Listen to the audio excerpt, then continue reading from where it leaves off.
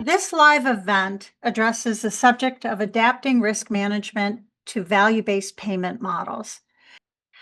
Okay, the information covered and discussed during today's webinar is for educational purposes only, and it should not be used as legal or consulting advice. I'm Joanne Byron, and I'm your speaker and trainer today. I'm hoping to speak not only to those new to risk management, but also to those with some experience, and hopefully we have some C-suite executives on board today. The approach to risk management is changing at lightning speed, not only due to artificial intelligence that's being used to detect fraud, waste, and abuse by payers and government enforcement agencies, but also because healthcare compliance is becoming so much more complex. Consequences imposed on organizations without an effective risk management process in place, well, it's costly. Before I run through the agenda today, I just want to go over a few things that concerns all of us as consumers as well as those working in the healthcare field. My references for this is a malpractice law firm, the World Health Organization, Becker's Hospital Review, and a Healthcare Trends and Challenges Leadership website. In 2025, healthcare-related harm remains a significant concern, with approximately 1 in 10 patients experiencing harm. 1 in 10.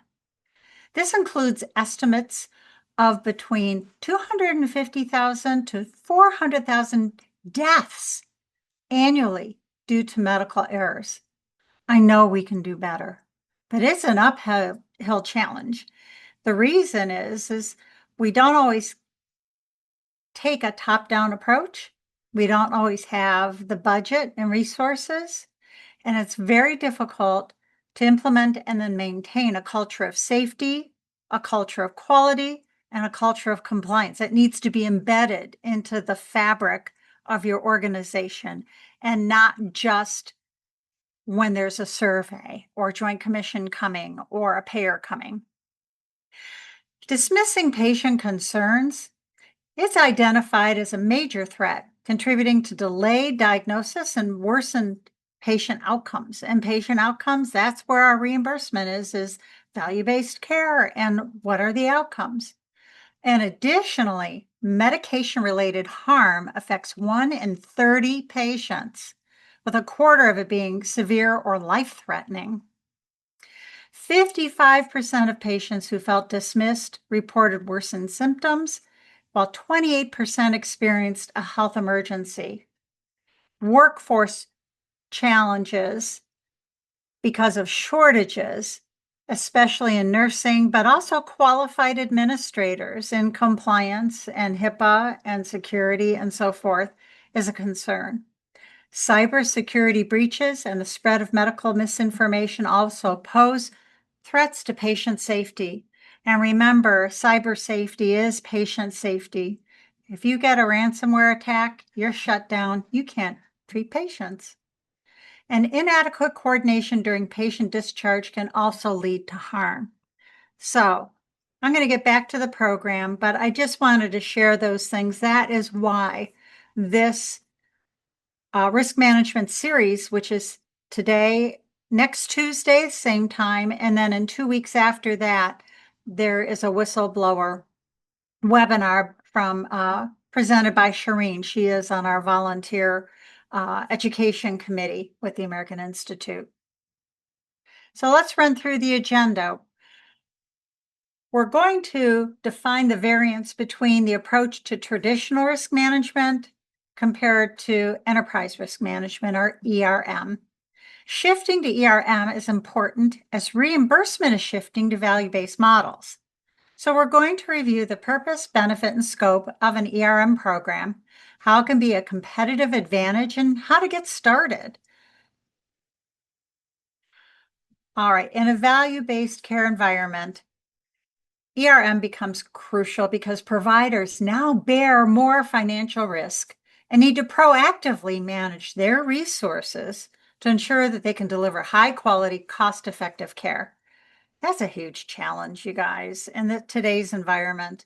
Value-based care and enterprise risk management, they work together to help ensure that healthcare organizations can successfully navigate the financial and operational risks inherent in value-based payment models while focusing on improving patient outcomes and reducing costs.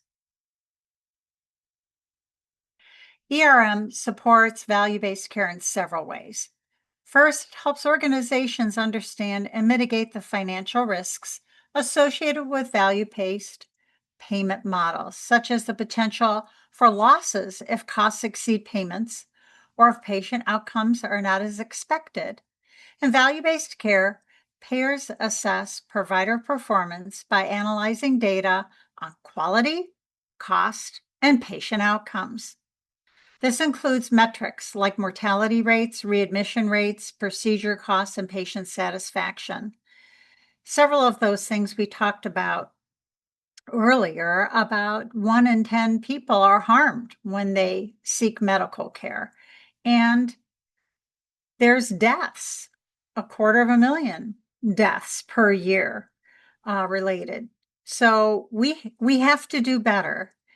And being held to do better or we don't get paid, it's a shame that that has to be forced on us for us to improve.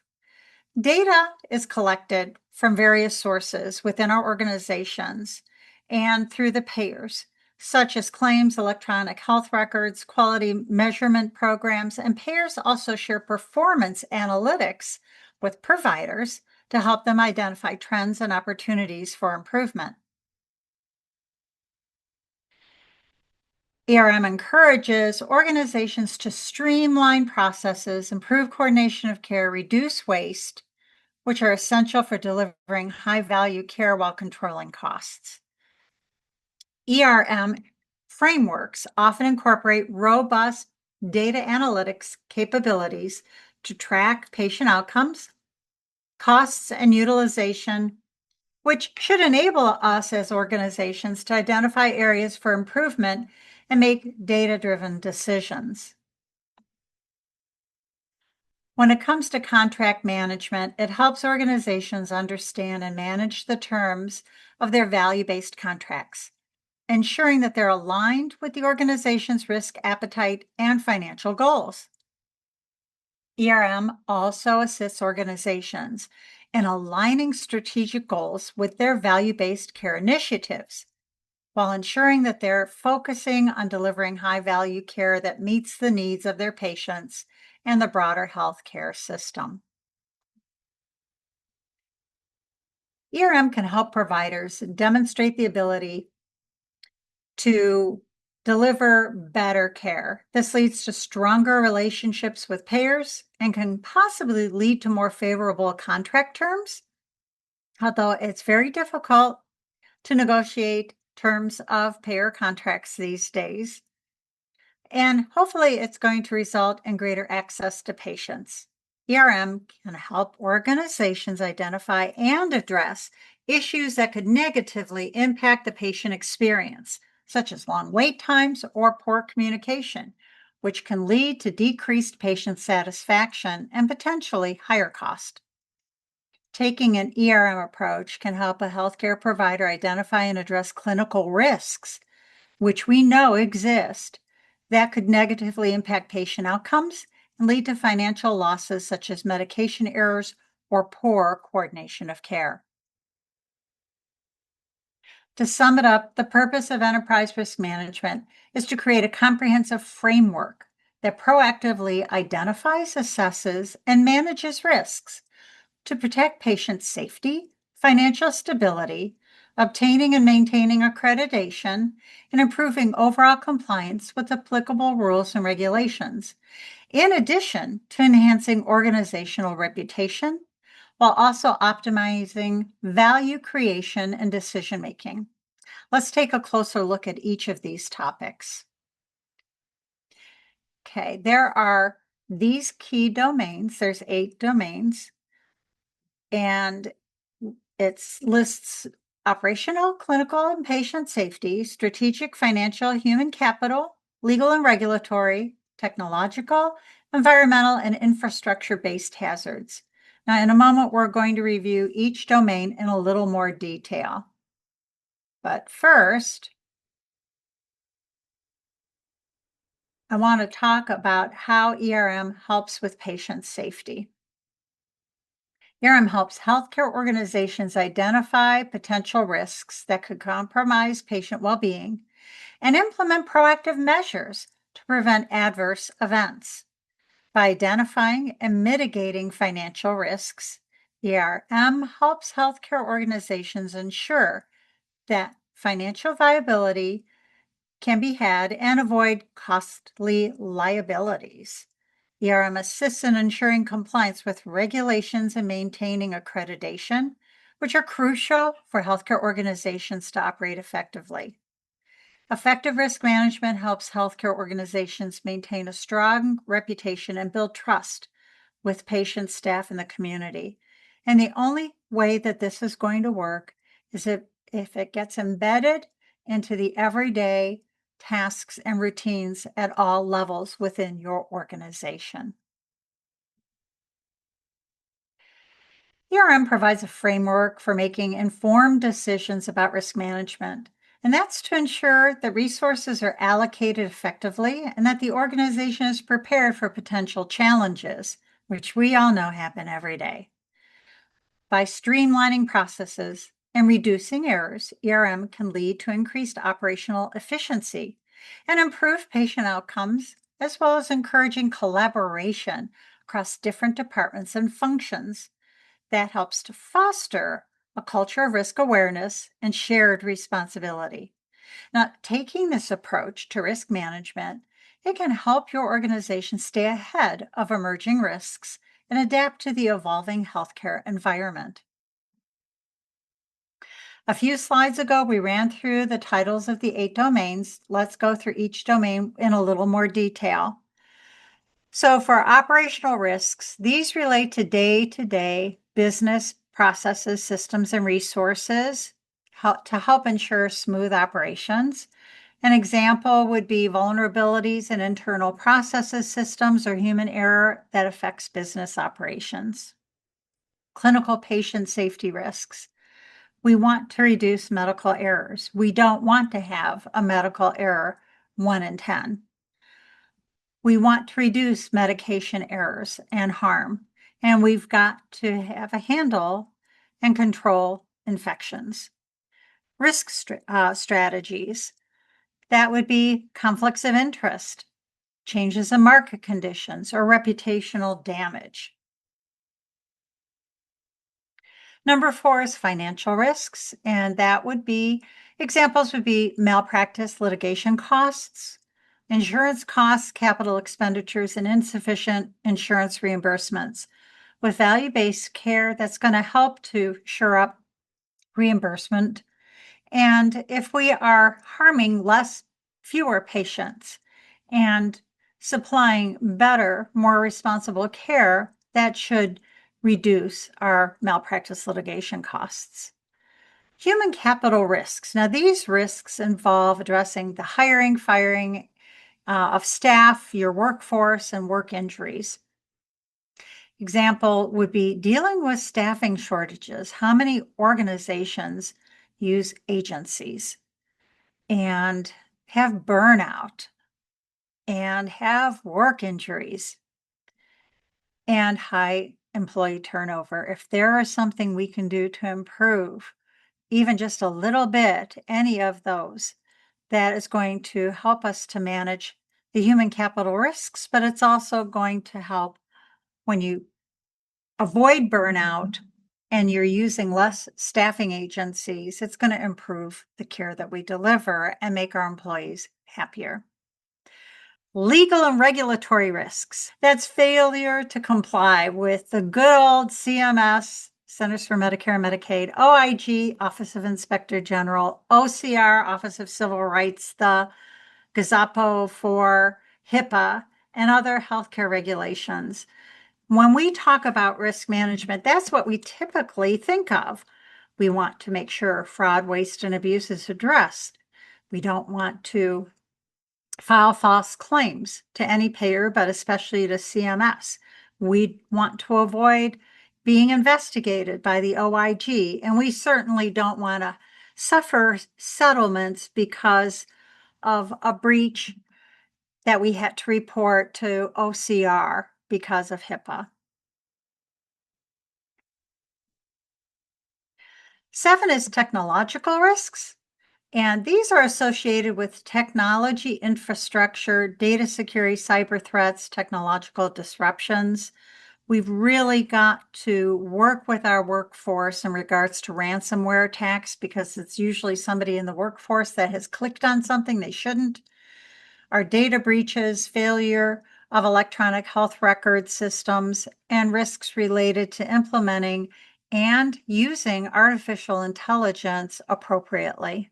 Environmental and infrastructure hazards, those are examples which we should have some type of plan for this for floods, firestorms, tornadoes, chemical spills, facility management, parking, security, and construction. And talking about that, we have horrible storms that are coming across the Midwest, heading our way to where we are here in Ohio, where we're broadcasting from. And everybody should have backup plans and know how to deal with hazards, natural hazards, and so forth. Implementing a good framework provides our organizations with a competitive advantage by enhancing our ability to anticipate and manage risks, which is important as reimbursement shifts from fee-for-service to value-based care. And it leads to improved decision-making, resource allocation, and overall resilience because you're better prepared to get ahead of issues that can impact quality and administer safe care to patients in your community.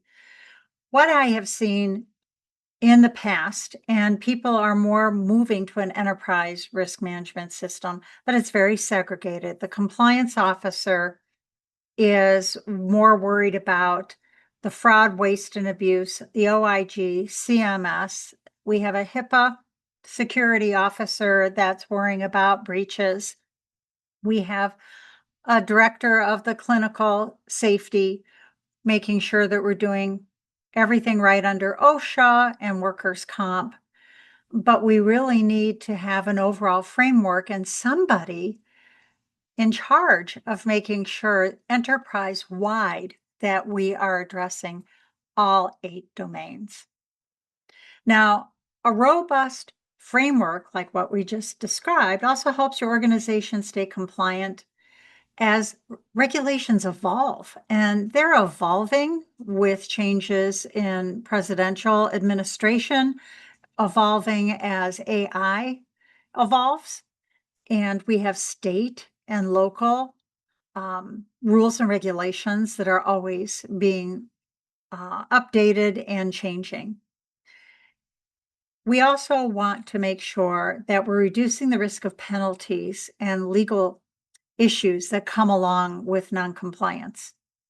With better risk awareness and management, healthcare organizations can seize opportunities that others may overlook due to uncertainty or unpreparedness. And as your organization improves risk awareness and management, you can seize opportunities that others may overlook due to uncertainty, unpreparedness, and it puts you at an advantage when it comes to negotiating contracts.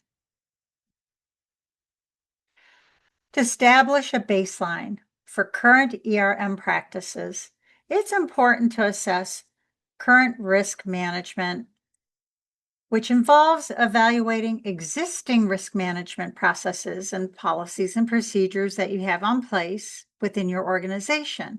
That likely onboarding people get told, we have a culture of compliance and this is how you need to do things. And then the new workforce members all excited about joining your organization and they get on the floor and they start to work. And what was taught to them, they don't see that in practice. They don't see their manager doing it. They don't see their boss's boss doing it. They don't see their boss's boss's boss doing it. It was just something that was said because it was necessary during their onboarding, but it isn't practiced in every day. That's where we fail. And then we have people that were so excited and enthusiastic about starting their job, and they become disenchanted pretty quickly. So we need to identify, where are our strengths? Does the top C-suite executives, the board, management, are they held to the highest standards? They need to be a role model. And we also need to address weaknesses to determine what's working well. If it isn't broken, don't fix it. But where can we improve? Even just a small improvement can have a huge impact. And as always, we want to make sure to document current practices, which formalizes the current ERMR processes, and identify areas for improvement. Documentation is very important. And as your risk management program evolves, keep documentation of effective dates of when certain things were done a certain way and when things were changed, and then monitor to see for improvement. If it isn't going in the right direction, then you need to go back to the starting block and see what you're doing wrong and start again. To set clear objectives, use the SMART framework. Ensure your goals are specific, measurable, achievable, relevant, and time-bound. To achieve risk management goals, create a roadmap by identifying risks, assessing their impact and likelihood, prioritizing them, developing mitigation strategies, implementing controls, and continuously monitoring and reviewing the process. And that includes having an internal audit team to do auditing and monitoring. And that's not just of charts and claims and coding. That is auditing for compliance and auditing processes. Very important aspect of everything. And as you can see, this takes resources and it takes money and funding from the top of the organization in order to achieve this. Identify an ERM champion, someone who's got strong leadership skills, a good understanding of the organization's operations, and a passion for risk management. Ensure that this champion has the necessary authority and resources to help drive the program forward. Now, next, you're going to assemble a team of individuals with diverse areas of expertise. I suggest taking your biggest person in the organization that is the most influential, that think that this is a big waste of time. If you get them involved and you ask them to come in on the ground floor and hear what they have to say, and then ask them, how can we fix it? They end up making contributions. They become a part of the problem solving. And as you go through and improve your risk management process, they can turn from your biggest adversary to your biggest supporter. And other people in the organization are going to say, whoa, that person used to hate everything about risk management, thought it was a big waste of time, thought it was a big waste of money. And now look at that person. Whoa, what's up? It's going to get people's attention. And it is the start of helping to embed a culture of quality and safety and compliance within your organization, is turning around the people that need to have an attitude adjustment. So let's talk about conducting risk management planning education and discussion sessions. Those can be tough. You're going to have your biggest adversaries there challenging every word that comes out of your mouth. Be honest, you don't always necessarily have an answer to everything. Never lie, never fudge. Say, I will check into that. I don't have the answer to that. I will get back to you. Being honest and sincere And working hard is going to get the respect you need to be able to pull this whole thing off. We have to educate our employees about the importance of their role in the process, and they have to see that you are sincere and honest. We need to foster a risk-aware culture, and that only happens through open communication and collaboration regarding risks. Now, I have worked in large healthcare organizations, and they can be very political. There could be a lot of turf wars, and we really need to bring those walls down and work together. We need to set a formal agenda item to discuss the risk management strategies, the objectives, and expectations with key stakeholders to encourage discussion, engagement, and participation. So some of the other initial steps is to develop a comprehensive risk register, conduct a thorough risk assessment to identify potential threats and opportunities that could impact the organization's objectives, create a risk register to capture and organize information about identified risks, including their descriptions, potential impacts, likelihood of occurrence, and assigned owners.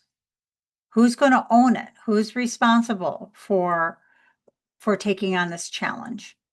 Now, then you're going to categorize the risks by type, such as operational, financial, regulatory, strategic, for example, in order to facilitate analysis and prioritization. Then you're going to start evaluating technology solutions, research, and evaluate different solutions to help streamline the risk management process. Choose a solution that meets the organization's specific needs and budget. You need to use technology that's going to centralize things so that the person who's challenged with the overall review of the risk management from an enterprise, a corporate-wide stance, can look to see where improvements are being made, where there's perhaps increased risk spikes that need to be addressed immediately. But we have to streamline the whole process. And the bigger the organization, the more difficult that is to do, and the more help you're going to need from technology. Some key considerations for implementation, in addition to needing money and resources, manpower needed for this type of project, is going to be having the culture, leadership buy-in to support a top-down approach, and anticipate ahead of time potential integration difficulties. Also, difficulties that you may have with the ability to communicate and the ability to implement the technology necessary to adapt to emerging risks and rapid changes that happen in healthcare. And the support you're going to need that's required to utilize appropriate tools and technologies. Modern ERM platforms leverage artificial intelligence and machine learning to analyze complex risk factors across the organization. There are dynamic dashboards that illustrate how risks align with your risk appetite, empowering swift, informed decisions. AI is perfect for this, which brings us into artificial intelligence and ERM. AI is increasingly being used to enhance risk management by automating tasks, analyzing vast data sets, detecting emerging risks, and improving predictive capabilities a lot faster than we're able to do on our own. So ultimately, it leads to a more proactive and efficient risk management approach.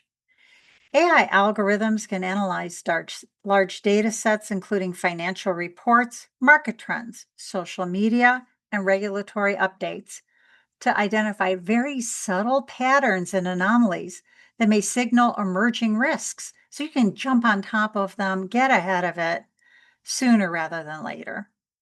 AI-powered predictive models, well, they can forecast future risks by analyzing historical data and market trends. It enables your organization to make informed decisions and allocate resources more effectively.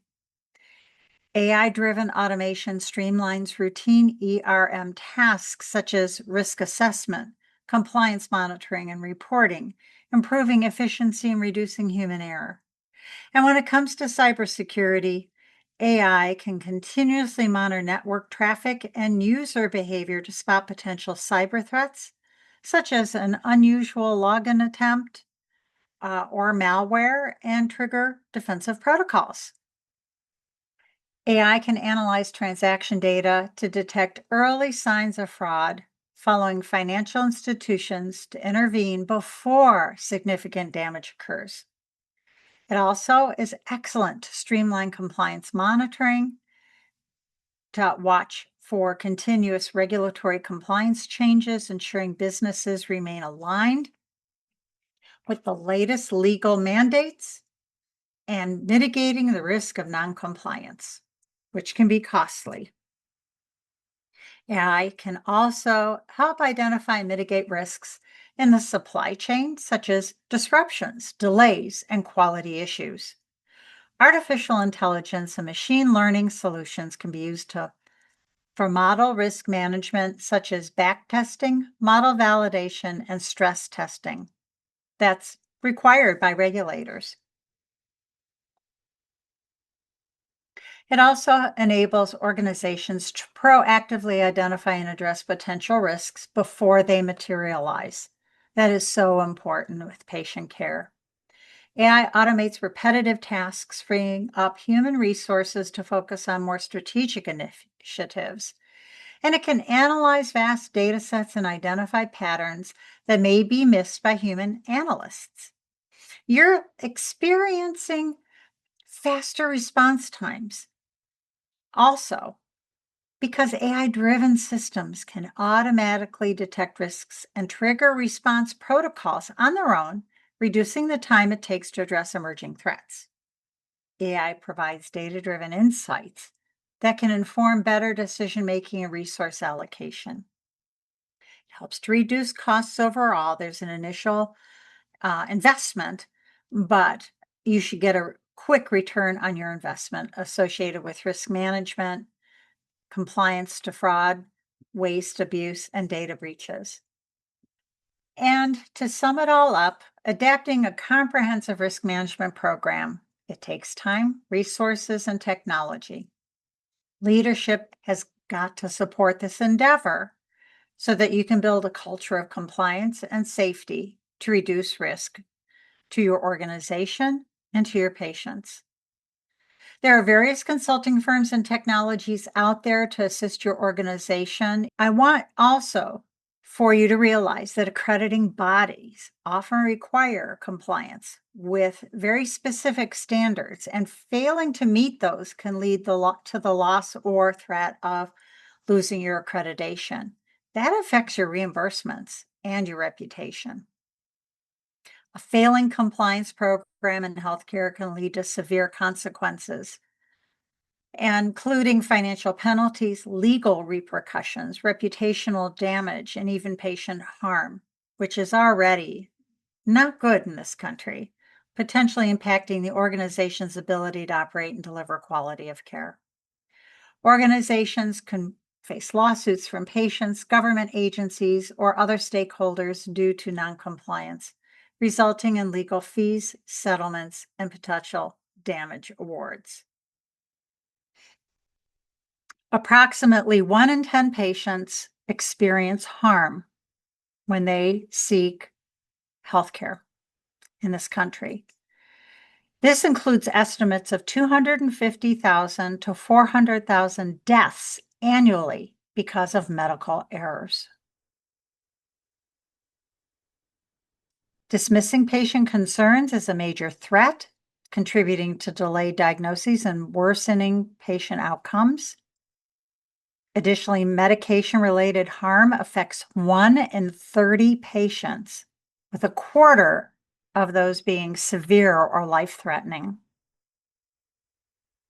55% of patients who felt dismissed reported worsening symptoms, while 28% experienced a health emergency. And those are the actual stats, but mdmalpracticelaw.com, their medical malpractice statistics that came from that, from the World Health Organization's patient safety fact sheet, from Becker's Hospital Review on Patient Safety Outcomes, 10 top threats to patient safety in 2025. So those are the references for those stats that I mentioned earlier. People, nurses, doctors, but all of us, I went from being clinical to administrative. We're all there for the purpose of helping patients to heal. And if not, I'm also a hospice volunteer to help hold their hand and ease them when there is no cure. We don't want to do any harm. We want to help, whether that is helping them to transition on or to help them to the next level of care. Okay, what are examples of a few companies offering AI-driven ERM software solutions for healthcare compliance programs? I can't give you any because us being a nonprofit, I can't really promote another company. But what you can do is talk to your IT vendor and ask them what they recommend. Also ask your HIPAA security officer if they have any companies that they could research for you, and you want to make sure you do some vetting. Check out their reviews. Risk assessment tool organizations can use. If you have a good risk assessment tool and would like to put it in the chat to share with everyone, I'll go ahead as well and put some of that information into an email. And tomorrow I'll share information with you. You can also go ahead and do a Google search and see what comes up. But I think you understand the difference between chopping up a compliance program versus having an enterprise-wide one where you have the top stakeholders totally committed to the compliance program. You know, with lawsuits and malpractice suits and the cost that can go with penalties for not being compliant in various areas in healthcare, put that money towards being preventive for getting an AI solution to stay on top of things. You're going to save money in the long run. If you do a return on investment, what is it going to take? How long will it take for you to get a return on your investment? That's a good selling point for your CFOs and your C-suite executives to say, you know, we've identified risks and we look at the historical cost for not being compliant. And this is going to pay for itself in 2 years. And we won't have to staff it as much if we have an AI solution. It's not going to eliminate positions. It's going to streamline things and allow you to free up resources for other areas, for auditing and monitoring, having that manual hands-on eyeball on performance as well. And join me next week on Tuesday, same time, same place. I also want to bring to everybody's attention that in October, on October 22nd and 23rd, Dr. Olivado, who is a quality and safety specialist, she is on our board. She and I are doing a 2-day workshop on root cause analysis and safety and quality and value-based care. I hope you'll think about joining us. We just opened up registrations this week for this event, and there's an early bird discount, so now's a really good time to jump in if you think you'd like to go. It's going to be in Nashville. Thank you, everyone.